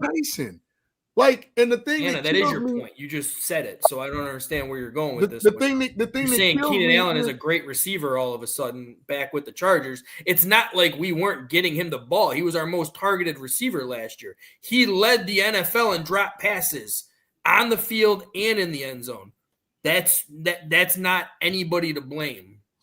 I mean, that to me, that's irrelevant because he ain't on the team no more. But talk about that touchdown pass we missed at the end of the game where DJ did stop running that route and DJ and Caleb threw the ball. He was supposed to. He did a hesitating on his route. That was a right. He had to throw DJ the ball because when DJ was right there where he was at, Roquan Smith was right there. So if he kept moving, that was a touchdown. If he kept moving to where Caleb threw the ball, that was a touchdown. But he stopped. Or throw it earlier so that he don't come in your vision. I don't think he could have threw that one earlier. If you look, it's 2 yards. I don't know how much earlier you want to go. That was 7 times today. When DJ came wide open, it was one of them Pat Mahomes like this. Well, I'll put it to you like this. That play right there. Caleb rifled that joint. He was like, but that was a little helter-skelter because, I mean, like they just got through doing the quarterback sneak. That failed, and then they had to hurry up and get to the line. So everything was a little helter-skelter. I give them a pass on that. Why do we quarterback sneak over left tackle? I don't know. That ball looked like it crossed that line to me when it showed the replay. It looked like I couldn't see it clearly. But I'm like, they could have still reviewed that. It looked like he was trying to tell Bernadette to move, and Bernadette was getting pushed back. Yeah, that's what it looked like. Well, also, one thing that I also want to see, and it's not just from Caleb, help the young guy. quit getting all these dumbass penalties at crucial. Come on, man. We averaging 10 penalties a game. What the hell are we doing, man? Why is it that we the only team we get in the red zone? We right there knocking on the door to score. Damn, here come a hold. If you here come a false start. Here come an illegal motion. Something. Some phantom ass pass interference that we got called for, or somebody on the damn line of scrimmage. Any damn thing. The Chicago Bears right now are suffering in the red zone. They're one of the worst teams in the red zone. Not from scoring. From TDs. The sad thing about that too is you do have two good tight ends in Cole Kmet and Loveland, and you got some size on the receiving core now too. I don't understand why our red zone sucks so. Well, if Rome could actually develop his, extension arms, he'd probably be a much bigger. He catch the ball with his hands for a change. Do what we used to do with Jimmy Graham. Just throw it in, but he gonna post up. He gonna block your ass out, and just throw the ball in the air. He gonna catch that. One-on-one coverage with any one of our bigger receivers, even if it's Luther Burden. He catching that every single time, man. Every time. But I have a question. You know what helps that out? I saw it during the game, and it upset me. I saw Colston Loveland out there at the wide out position. One-on-one. Andrea. 7 yards back. And I said, my God, throw him the damn ball. Andrea it was tight end game. I was looking for Colston Loveland to have a big tight end game. And he didn't give it to him. I was like, he's right there. Throw it. Burton right now is in concussion protocol. God, I wish he was another damn person hurt, man. Because I was wondering, I was like, why the hell is Duvernay in the game? I ain't remember. I do not want to see that. Yeah. I do not want to see Devin Duvernay run any type of routes. I was upset that the man was in the game late. He is not a special teams guy. He's another. He's just like somebody said last week. Not somebody said last week. Our boy Sam Blackwell. We were going back and forth in the chat. I said, why would you want to get rid of Roschon Johnson that plays special teams and plays running back, and that's on a rookie contract, and keep a guy like Travis Homer that all he does is play special teams? He gives you nothing on offense. Hell, matter of fact, when's the last time we seen Travis Homer play? He doesn't. He played like 2 years ago, I think. Well, last year, was it? Exactly. But my thing is, though, I didn't even remember seeing Luther get concussed. So I almost forgot about that. One of them stupid when they do that running plays. They threw the screenplay. And guess who didn't block? Right, screenplay. Guess who didn't block? That's what it was. But I have a question to ask y'all, because it's been a dumpster fire of back and forth arguing about this game. And I've been on record saying that it's not about the wins and losses, because teams gonna win, they're gonna lose games. I can accept that. But if our quarterback Caleb Williams can actually play good and we still lose, I'm okay with that loss, because at least he ain't the reason why we lost the game. He still played well. We lost by a field goal, whatever the case may be. So my question to y'all is, how much patience should we have with him specifically and with this team in totality this season when it comes to getting right? Because when it comes to wins and losses, it's about how you look losing. Losing a close game where you was competitive is one thing. But when you look like that, nothing was going right for the offense, defense, or the damn special teams. I think you're asking the wrong question. I think you should be asking how much patience does Ben Johnson have? I'm asking the right question. I'm talking about us as fans, damn it, because we're being told to give Caleb patience. But I'm like, should the damn Bears franchise be giving us as fans patience and grace too? Because we've been yearning for, one, quarterback we could talk shit about, and two, a team that's finally looking respectable around the damn league again. And we're almost there, but it's not quite gelling. And that's the thing. Your assessment is wrong. We're not almost there. That's the problem. We hype ourselves up thinking we're there, and we are actually in the exact same position we were in last year. I'm saying in the sense of being competitive. We're not in the same situation, JB. No, let me tell you why we're in the same situation. Hey, I'm bringing in a little stat quote to answer your question on this one as well. Ben Johnson's first year as OC with the Lions, he was 9-8. That's what I'm projecting the Bears to be, 9-8. All right, he had a top 5 scoring offense in the NFL. Bears are currently top 3, which is crazy in my opinion, but they are top 3. Yards was his struggle. The quarterback, and where they are right now in the week, Jared Goff and Caleb Williams are completely identical. Almost completely identical. It is. So he averaged over 300 something, like it's just to 350. the point where you're looking at Caleb Williams, who is supposed to be a generational type quarterback. You can't do that. You go by stats. Why? Why can't I go by stats? That's an exact stat. I just looked it up. I agree with You that. know why you can't? I don't need to look it up. I'm going to tell you what the numbers are. You can't do that because Jared Goff is a veteran coming off of a system to where he threw for 4,600 yards, 32 touchdowns, and a Super Bowl appearance. He had to revamp. Where when he first got to Detroit, yes, they had Ben Johnson, but they had Jamal Williams, Amon-Ra St. Brown, Swift. They didn't have the same weaponry. We still have weapons, though. That's the thing. And our offensive line is playing better. Caleb has way more weapons than Jared Goff did when he first got to Detroit. And when Jared Goff first got here, although damaged goods, he was already a two-time Pro Bowler and had a Super Bowl appearance. But you have an experience. But he had McVay too. He had experience with McVay as well, though. Everybody's They're talking not the same. They're not. You had an experienced quarterback going into Detroit. So quarterback should learn it quicker. The experienced quarterback should learn a system quicker. Wait, what? Yeah, experienced quarterback should. Yes, and he did because JB and that's my point. McVay. But McVay's offense was selling with him. You cannot expect, and this is where I'm gonna give the kid some love. You cannot expect coming from that shit show we had last year, true, to this year, to compare him to Jared Goff, who was already a 4 or 5 year NFL veteran. You cannot compare the two. Are you saying that in a negative way or a positive way? No, he said he giving the kids some love. He's saying it in a positive way. That's a fair point. I'll give him that. But the problem is not the system currently. It's a combination of Caleb's bad habits and possibly not being able to read like we hoped he has, and probably consumption of the offense, and also Ben Johnson's still learning how to be the head man and some of the plays he's calling. So it's a perfect storm of when it looks great and it's going on good.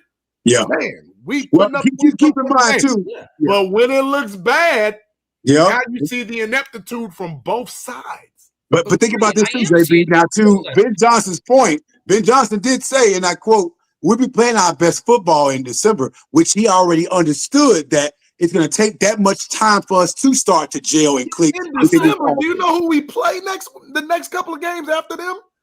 No. I'm willing to bet that Ben Johnson knows that the first couple of months was going to be an uphill battle with struggles and developing chemistry and having this offensive line together, having the damn receiving core be in connection with Caleb, having Caleb develop a lot better too. It was going to be an uphill battle, and he understood that, and he still understands that. Too. Like, I'm at that point where when we're answering your question now, I think next year is going to be the year where Ben Johnson, a full off season, sees what Caleb needs help in, sees what needs to be changed, gonna hopefully open up the playbook. Next season, I'm expecting a lot more. But the key thing is this season, I wanted to see progression, and we saw progression. That's what I'm talking about. The progression part, what I'm saying.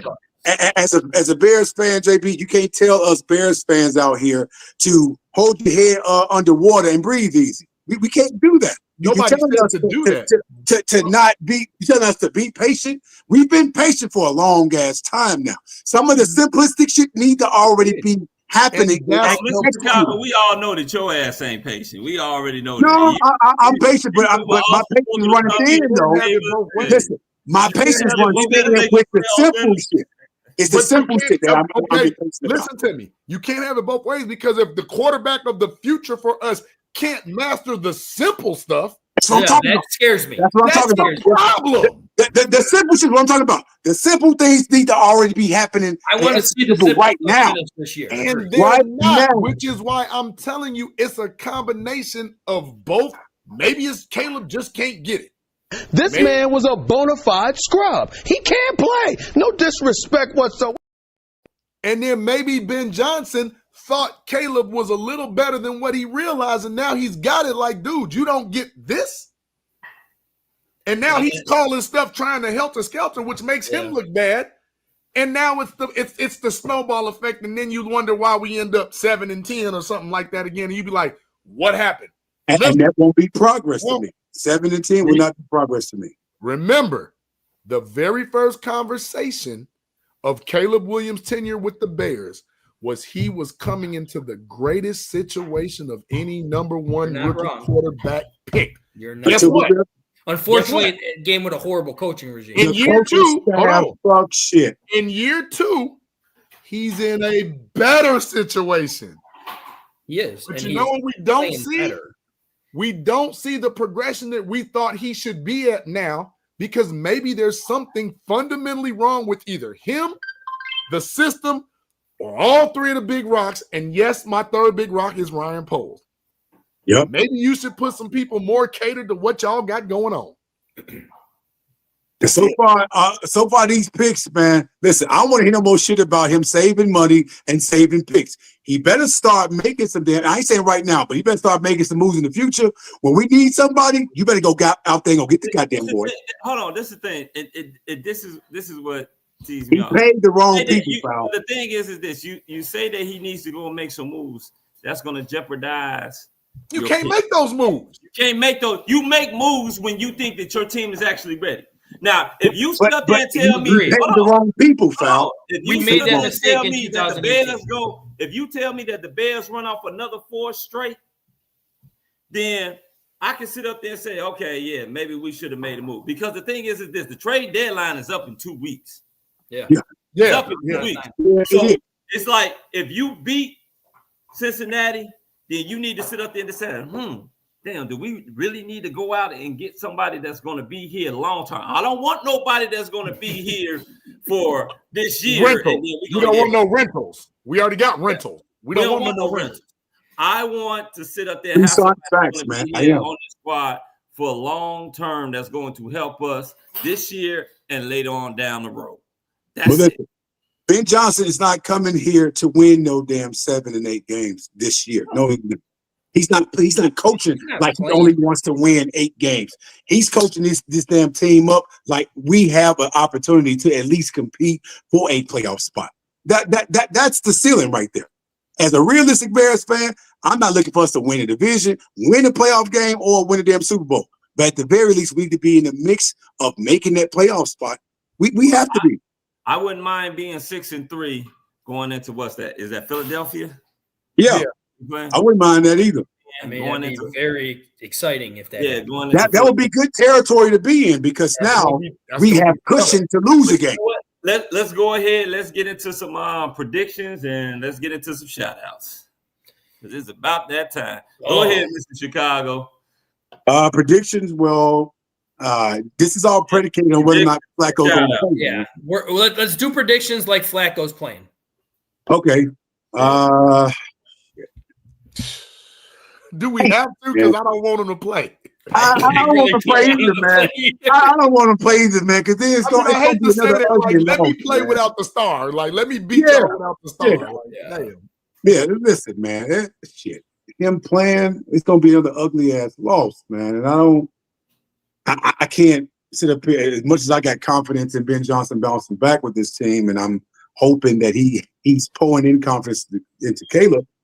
We need Caleb to go out there and go score some points, man. We can't keep leaving points on the field. We can't keep leaving touchdowns on the field out there. But if Flacco's playing, I think it's going to be ugly, man. I think we're going to lose this game because I don't feel good about our decimated secondary trying to stop the best damn tandem in football. It's not going to happen. It's just not going to happen. But if Flacco ain't playing, I'm telling y'all right damn now, I'll be good and goddamn if we lose to Jake Brown. What's the goddamn prediction? 34-17 Cincinnati. 34-17 Cincinnati. God damn. Damn, that's harsh. Shit. Go ahead. With Flacco playing. All right. So Flacco situation. I'm right there with you, Chicago. Flacco playing, our secondary beat up, still our ability to not get to the pass rusher. I mean, it's not going to be pretty. Caleb Williams, in my opinion, is going to have to put up north of 31 points to win this game. So I'm saying, unfortunately, Cincinnati 34-31. You disloyal, fool-ass, bitch-made punk. That's what you guys said last week, too. I was the only one who picked the Ravens to win, if I'm not mistaken. Keep in mind too, Trey Henderson is not playing, I believe too. I think he's hurt as well, so that may work. We don't know if he's playing. We don't know if he's we don't know. Okay, but we don't know. No, it is. I'm basing it off of Flacco playing. If Flacco doesn't, we talking about Flacco. We talking about Trey Henderson. Oh, Trey, JB, what you got? What you got, JB? So, like you said, where did he go? Foul just left. His audio's on. You're good. What we said was we're contingent on Flacco playing. I mean, our Bears defense is not so dissimilar than the Bengals. I mean, than the Jets. I got us 20. I got us 26-17. 26-17 Bengals. I'm sorry, Bengals. 26. Huh? Okay. Me, I'm gonna go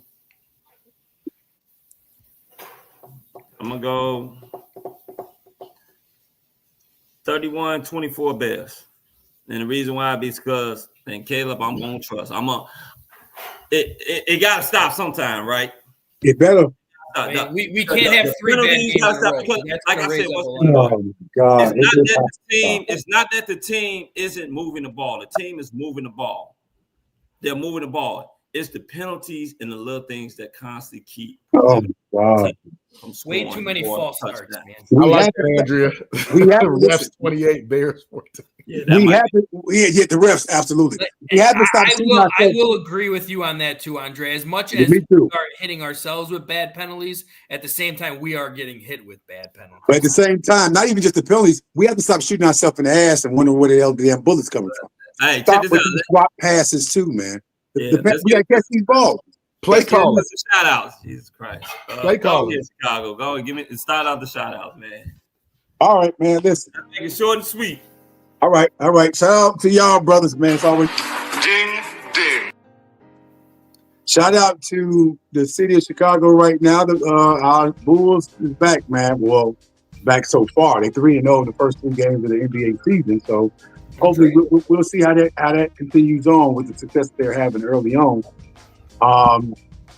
Shout out to Ben Johnson, who's doing a great job overall in the sense of him making adjustments, holding people accountable and things like that. He got to get better at his play calling in certain situations, though, and not deviate from the run when we're playing from behind. I don't care if the running game ain't running. You don't stop running just because it's not working. You got to find a new way to run the ball. There's more ways you can do it in the damn house in the front door. So I'm hoping that he does better in his game against Cincinnati. I want to let y'all know that I will be in Chicago for the Pittsburgh Steelers game at home to see that piece of shit lose against us, and he's going to lose that game. November 23rd, the week before Thanksgiving, I will be there for that game. If any of y'all going to the game, we'll be making up. So that's the only thing I'm coming up to Chicago for. So I won't be, busy and not picking up with y'all. So make sure y'all put that on the calendar. I will be up there. We can all hang out, have a drink. If y'all going to the game with me, let's do that. Right? Yeah, man. Chicago against the world. Yeah, man. Listen, Tucson. Listen, I appreciate you, man, but I'm not gonna let them affect my damn blood pressure, man. I'm not. But they better get right, man. Gonna get you one of those little heart. Especially Caleb, man. I need Caleb to get this shit right, man. He better prove me right and prove me wrong at the same damn time. But Chicago against the world, man. Let's get this win Sunday, man. Because we need.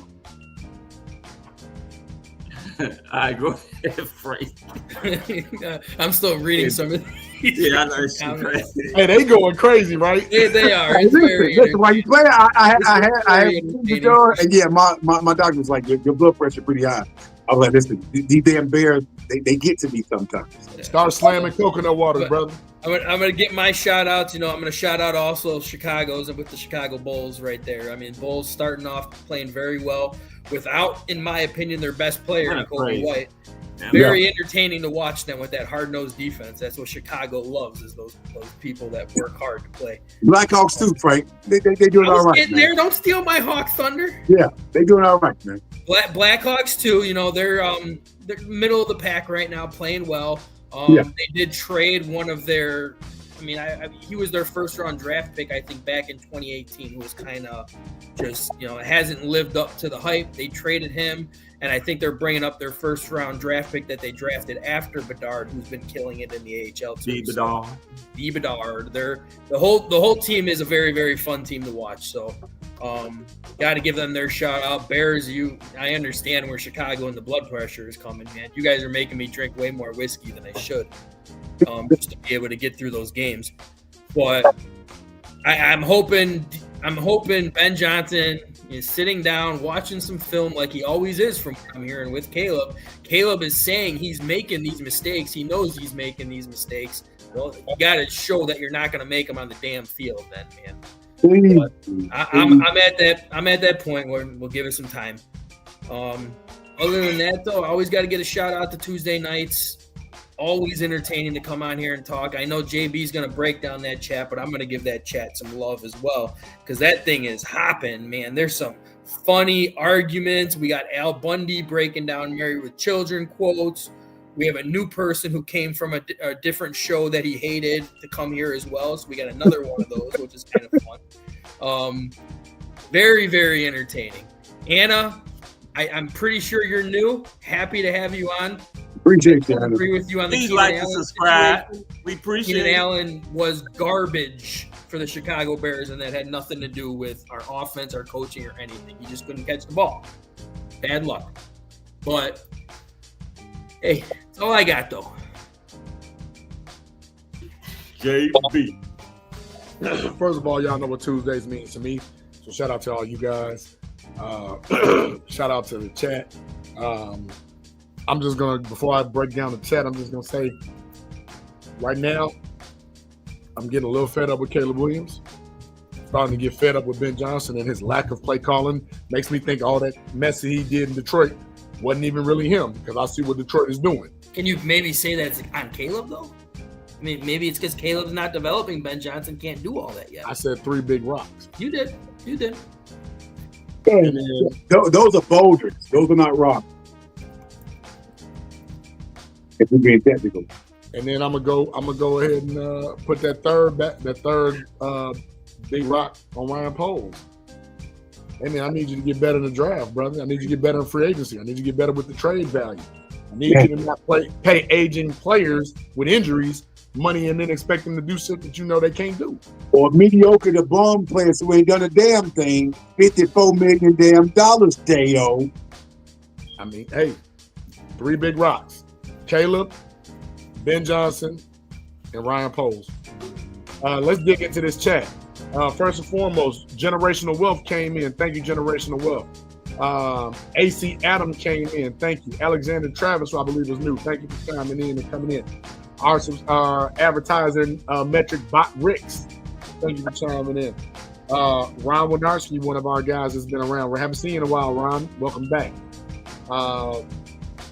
At Chicago Clubhouse Podcast, Bear Down. Thank you for chiming in.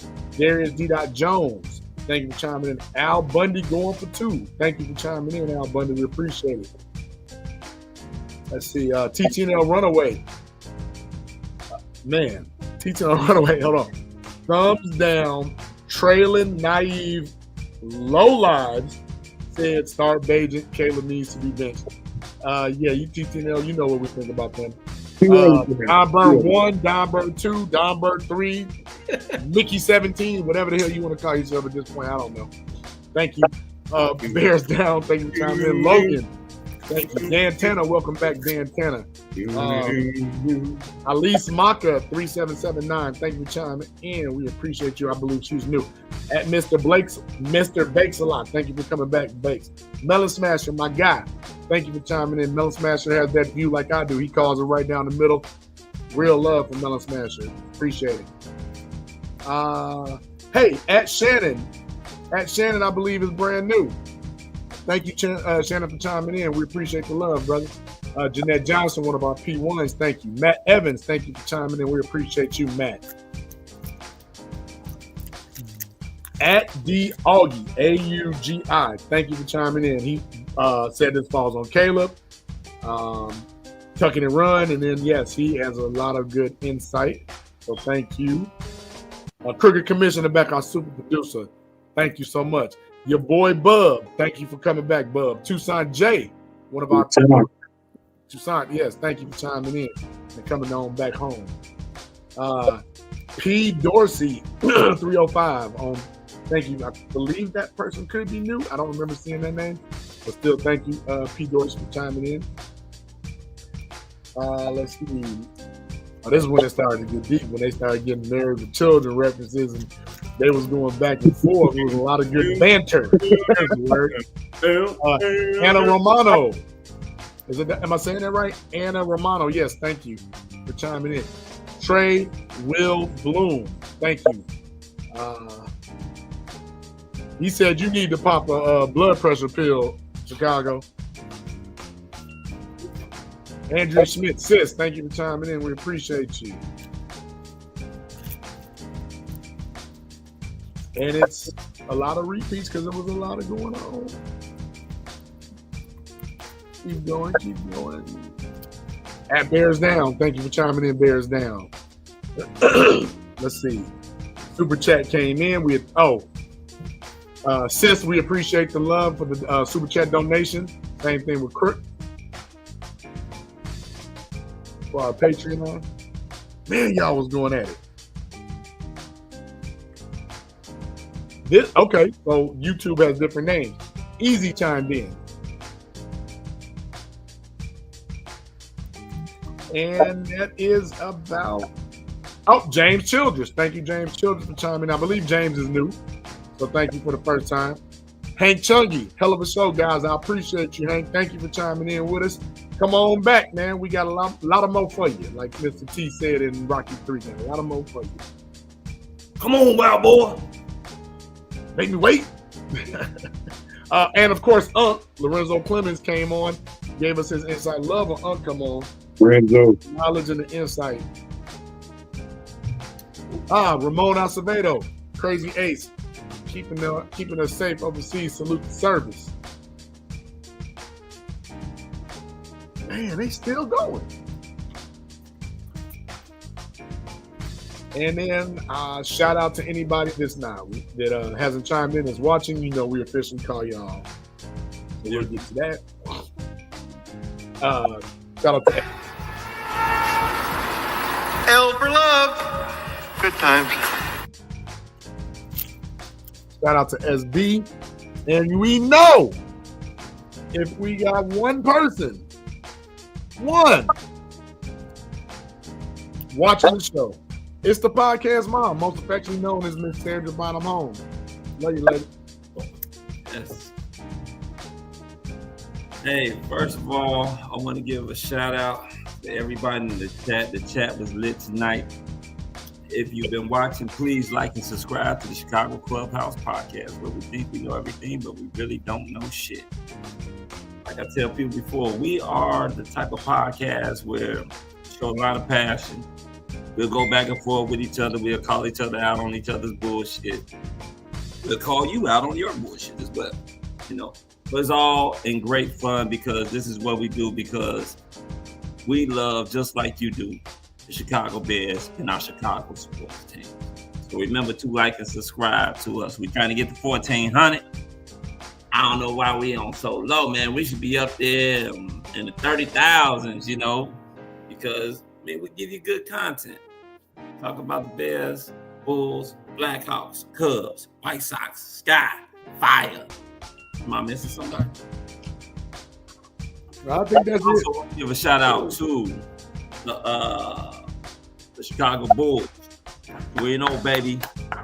Keep up the good work. I ain't been watching. Hell, I'm gonna continue not to watch as long as y'all keep winning. Sal, come on. Yeah, watch some games. Y'all win. I mean, y'all lose. So I'm not gonna watch. Shout out to the Chicago Blackhawks, who Frank says is also doing okay. They're in the middle of the pack, but they're young, so they're doing pretty good. Shout out to them as well. Shout out to you brothers, Frank the Tank, Mr. Chicago, JB, the super producer, in the back, the Crooked Commission, our boy Easy, that was somewhere in here. Don't pop your ass in here, Easy. We know how you do. Our boy T Nick, You know what I'm saying? Shout out to you fellas. I enjoy our Tuesdays. My wife get on me sometimes. My son up there hooping and hollering. She said I can't control this little badass. He's still trying to figure out why I come in there and he just fall asleep right in my arms like we've going to see them do right here in the show. Also want to give a shout out to the kiddies. I want to give a shout out to the city of Chicago. Shout out to the world. Hey, matter of fact, prayers out for the people out there in Jamaica dealing with that hurricane. Man, right? Yeah, man. It's crazy. Prayers up for you guys, for real. That is something serious. Man, my thoughts and prayers are with you guys, truly. So sorry about that. That's pretty much it. Shout out to my wife and my baby boy that's giving her hell right now. Yes. Ricky. Pretty Ricky. Other than that, shout out to you all. Mwah. So, for Frank the Tank, Mr. Chicago, JB, the super producer, the back, the crooked commish, our boy T Nick, Easy, I'm Foul, and guess what, people? Bear down and we out. You got to decide whether you're a wolf or a sheep. Yeah, we were cattle this weekend. This has been a Chicago Clubhouse Network production. Shout out to T Nick. Fuck, I am missing him.